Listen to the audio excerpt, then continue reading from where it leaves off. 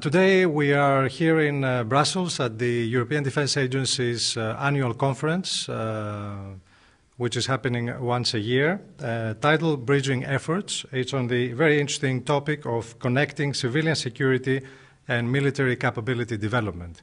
Also, we have the pleasure and the honor to have with us the Secretary General of the European Defence and Aerospace Industries of Europe, Monsieur François Gayet, who's going to give us the industrial perspective of the topic today, which is very important to see how industry can benefit from the synergies between the military and civilian synchronization or approaching of the two sides.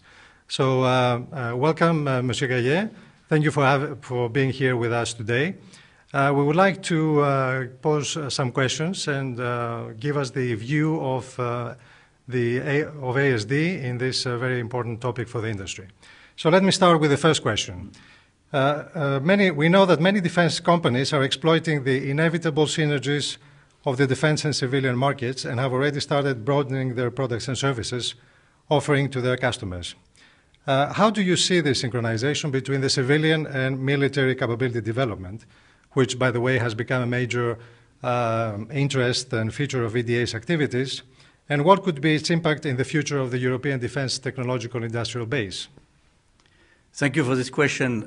First, I would like to just remind that there are still two very different markets. The demand is different from the defense side, where you have the Ministry of Defense, which are the customers, and from security side, where you have still a lot of fragmented markets.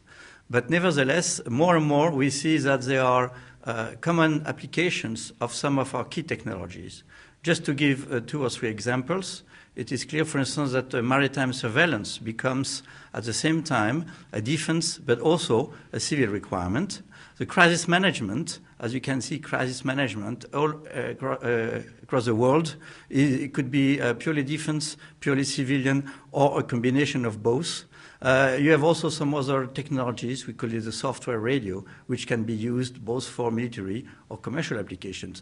So it's clear that for our industries, it's very important to have these joint actions or synchronization between the two markets, but also the technologies which can feed this market. And ASD is clearly supporting initiatives from both European Defence Agency, but also European Commission in this area.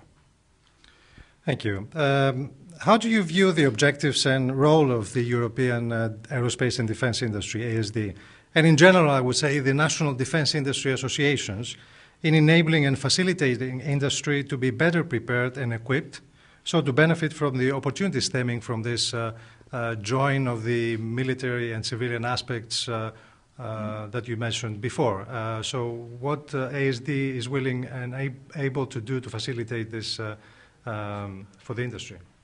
Well, first, I would like to remind that ASD is a combination of 28 associations from 20 different countries in Europe, which means that we represent more than 2,000 industries, and we say also several thousand of SMEs. That means that we have industry partners in all these countries which are working both for defense and security. And therefore, ASD is here in Brussels to help develop policies, to help this market to develop, but also to support the funding of future technologies which can be used both for civil and military applications. Now, if I may reverse, it's on the same line, the question, to say what can industry do to better prepare itself in a sense of proactively being there to get into the activities that are taking place instead of waiting for somebody to tell them. What can they do proactively to get a little bit better on the train of these opportunities which the military and civilian technologies bring together for them? Well, what we are interfacing with the European Defence Agency to help to develop programs of research, joint research in Europe, funded by the various Ministry of Defense. And we're also working with the European Commission to support similar programs to make sure that there is a good coordination between the two European Commission and European defense agencies in funding of research activities. And therefore, I believe that all our industries are keen to find out the ways they could get programs, demonstrators, to show that their technologies can be applicable both for defense but also for civil applications. Thank you. And the last question is, how do you view the role of other EU institutions? You just mentioned before some of them, including Commission and so on, in this effort, namely EDA, the Commission, ESA, the European Space Agency, always in relation to your objectives, ASD's objectives and actions towards strengthening and developing this industry? I believe the key word is coordination, but also synchronization. In fact, there are a lot of different stakeholders. You have named the European Defence Agency, which is a key one for defence applications.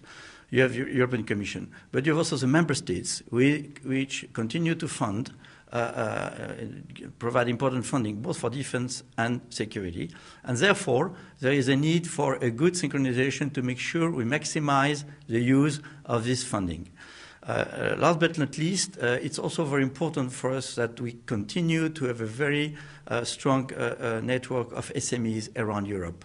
SMEs need help, they need access to information.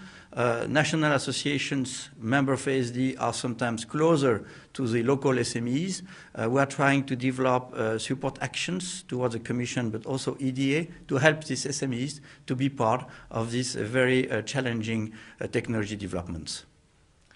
Well, thank you very much, Mr. Gayet. I think it has been a very interesting and fruitful interview, and thank you for your views and ASD's views on this very important topic, which is bridging those two worlds together, civilian and security aspects. Thank you.